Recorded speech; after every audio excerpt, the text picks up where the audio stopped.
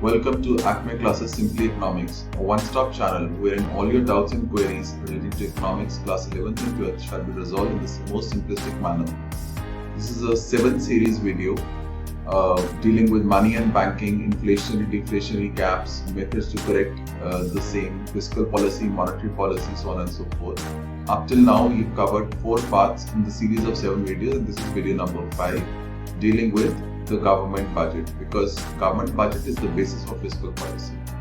So let's begin.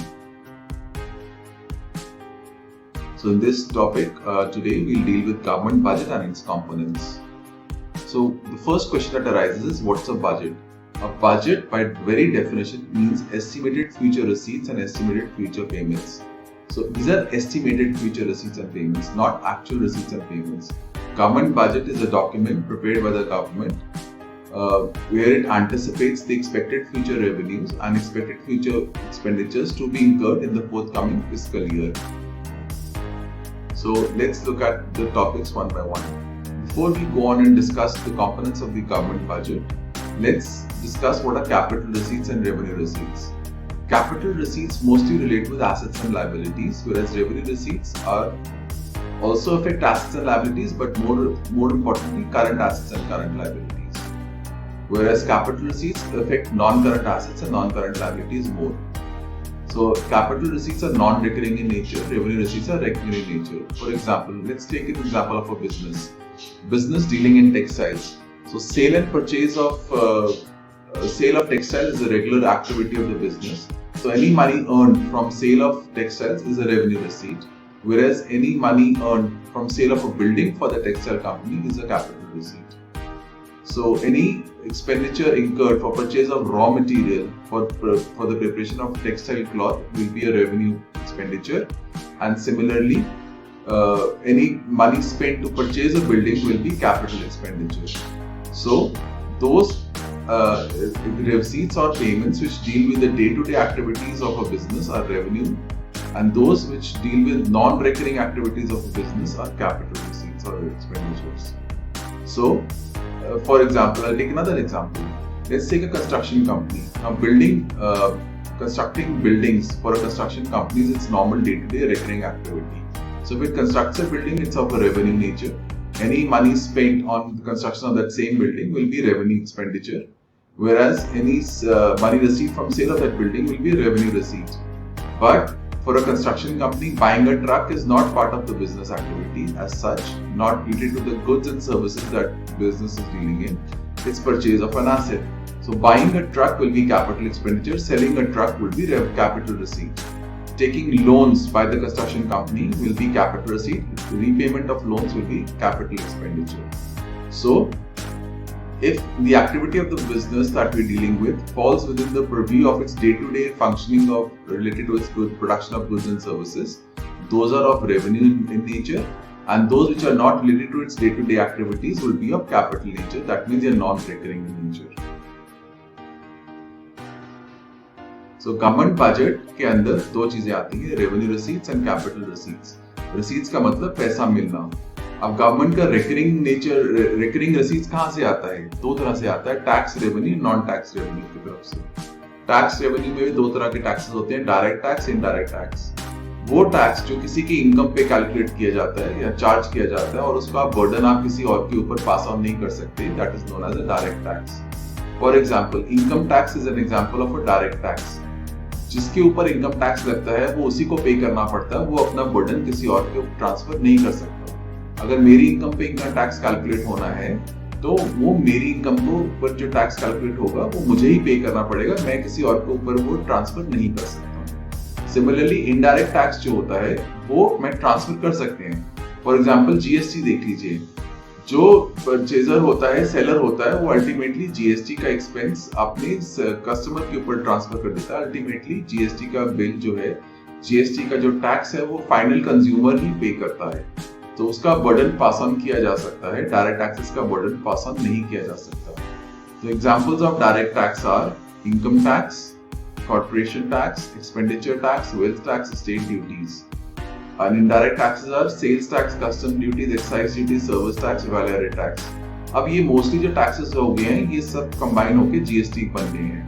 पहले ये अलग अलग होते थे, अब ये कंबाइंड फॉर्म में मोर और less most of them are now all been absorbed into the goods and services tax.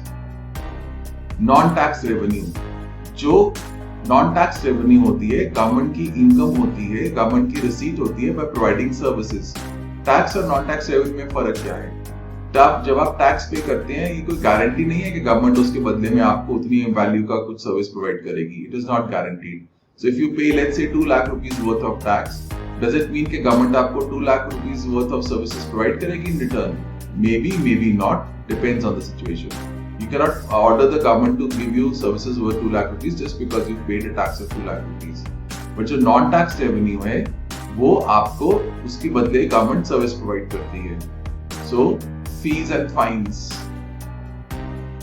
अब फीस एंड फाइन्स में अब आपने रेड लाइट तोड़ी है, अब आपको बचना है फ्रॉम प्रोसिक्यूशन, तो आप फी और फाइन्स पे करेंगे।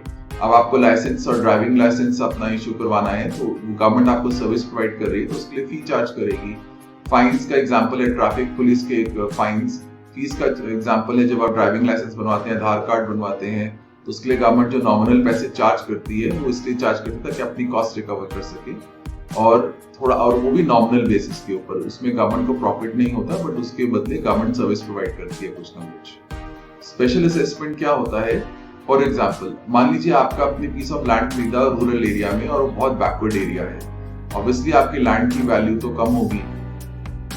अब मान लीजिए वहां पे गवर्नमेंट एक हाईवे बना देती है, उस हाईवे के बनने से आपकी लैंड हाईवे के पास आ जाती है, तो नेचुरली आपकी लैंड की वैल्यू बढ़ जाएगी। अब आपकी लैंड की वैल्यू बढ़ी किसके एफर्ट से कारण? गवर्नमेंट के एफर्ट से कारण। उसलिए गवर्नमेंट वन टाइम पैसे चार्ज कर सकती है आपसे इन the form of special assessment. So all these sort of revenue, source of revenues are related to non-tax revenues. Capital receipts recurring नहीं होती, या for example गवर्नमेंट ने किसी को लोन दिया है, उसका पैसा वापस मिल रहा है, it's a capital receipt। आपने फैक्ट्री बेची है, गवर्नमेंट ने अपनी बिजनेसेस बेच रही है, जैसे एयर इंडिया बेचने का प्रोग्राम है, जैसे कोई पब्लिक सेक्टर यूनिट सेल कर रही है, तो उसको डिसइन्वेस्टमेंट कहते हैं। जब वो बेचेंगे तो आप अपनी long term non current assets बेच रहे हैं, उससे जो पैसा मिलेगा दैट इज कैपिटल रिसीट। आप बैंक से पैसा बोरो करोगे दैट इज रिसीट, बट उससे लायबिलिटी बढ़ती है that is capital receipt. So all of these receipts are in the form of non recurring nature, non current assets और non current liabilities. So these come under the category of capital receipts. Capital receipts जब होती हैं तो assets की value कम, assets की physical assets कम हो जाते हैं बिकॉज आप उनको बेच रहे हैं, और लायबिलिटीज बढ़ रही हैं बिकॉज आप पैसे बोरो कर रहे हैं। This is to summarise what are government receipts. Let's proceed. अब कैपिटल एक्सपेंडिचर और रेवेन्यू एक्सपेंडिचर मैंने ऑलरेडी डिस्कस कर ही लिया है। कैपिटल एक्सपेंडिचर नॉन रिकरिंग होता है, रेवेन्यू एक्सपेंडिचर रिकरिंग होता है। कैपिटल एक्सपेंडिचर इनकर किया जाता है, इन्वेस्टमेंट की जाती है, बिजनेसेस को एक्सपैंड किया जाता है फर्दर अर्निंग कैपेसिटी बढ़ाने के लिए, और रेवेन्यू एक्सपेंडिचर इनकर किया जाता है अर्निंग कैपेसिटी मेंटेन करने के लिए। रेवेन्यू एक्सपेंडिचर रूटीन नेचर का है, capital expenditure non routine nature का है, नॉन रिकरिंग है, कभी कभी होता है। जैसे टेक्सटाइल कंपनी के लिए कॉटन खरीदना, कपड़ा बेचना रिकरिंग रूटीन है, वो रेवेन्यू ट्रांजैक्शंस है। और कैपिटल ट्रांजैक्शन उसके लिए क्या है? बिल्डिंग खरीदना, ट्रक खरीदना, ऐसा कोई चीज खरीदना जो कि रेगुलर नहीं हो, उसको कैपिटल एक्सपेंडिचर की कैटेगरी में डाला जाएगा। कैपिटल एक्सपेंडिचर का बेनिफिट काफी सालों तक मिलता है। अगर बिल्डिंग खरीद रहे हैं उसका बेनिफिट 1 साल तक तो लिमिटेड नहीं है, उसका बेनिफिट काफी ईयर्स के लिए है। विलेज रेवेन्यू एक्सपेंडिचर का बेनिफिट थोड़ी देर में ही खत्म हो जाता है। Capital expenditure balance sheet item है, revenue expenditure profit and loss account में रिकॉर्ड किया जाता है। अब रिसीट्स की तो बात कर ली, एक्सपेंडिचर की बात करते हैं। रेवेन्यू एक्सपेंडिचर गवर्नमेंट का एक्सपेंडिचर है, ईयर टू ईयर, हर साल ही होता है। गवर्नमेंट के एम्प्लॉइज हैं, गवर्नमेंट को एम्प्लॉइज को सैलरीज पे करनी है, एजुकेशन और हेल्थ सर्विसेज पे खर्चा करना है, डिफेंस पे खर्चा करना है, इंटरेस्ट जो लोन्स बोरो किए हैं उसके ऊपर इंटरेस्ट पे करना है। These are all examples of revenue expenditure. Recurring है, हर साल के बाद पे करना ही करना है, लॉन्ग टर्म नहीं है, शॉर्ट टर्म है, फिस्कल ईयर के अंदर ही खत्म हो जाते हैं हर साल। एक फिस्कल ईयर खत्म होता है, दूसरा फिस्कल ईयर स्टार्ट होता है, फिर ये खर्चे दोबारा करने पड़ते हैं, मंथ टू मंथ दोबारा करने पड़ते हैं, रिकरिंग नेचर के। कैपिटल एक्सपेंडिचर का मतलब जैसे लैंड खरीद ली, बिल्डिंग कंस्ट्रक्ट कर ली, फैक्ट्री खोल ली, उसमें जो खर्चा करना पड़ रहा है आप नॉन करंट एसेट्स बढ़ा रहे हैं, और उससे एसेट्स तो बढ़ जाते हैं, लाइबिलिटीज कम होती हैं। तो अगर आपने बैंक से बोरो किया है और आप रीपे कर रहे हैं तो वो एक्सपेंडिचर है, बट उससे आपकी लाइबिलिटी, जो लोन लाइबिलिटी है, वो कम हो जाती है। So repayment of loans is an example of capital expenditure. Purchase of land, building, equipment, plant, machinery is example of capital expenditure जिसमें assets बढ़ जाते हैं. So with this we come to an end of this video dealing with what are the various types of expenditures and what are the various types of receipts and what constitutes a government budget. So to summarize, government budget deals with expected future receipts and expected future payments of the government. Expected future receipts are of two types, revenue receipts and capital receipts. Revenue receipts are also further of two types, tax revenue, non-tax revenue, and expenditures are of two types, capital expenditure and revenue expenditure. With this summary, let's close this video for now. And before we end, if you liked what we shared, please do like, subscribe, share, comment, and do press the bell icon. Thank you, have a nice day and good luck.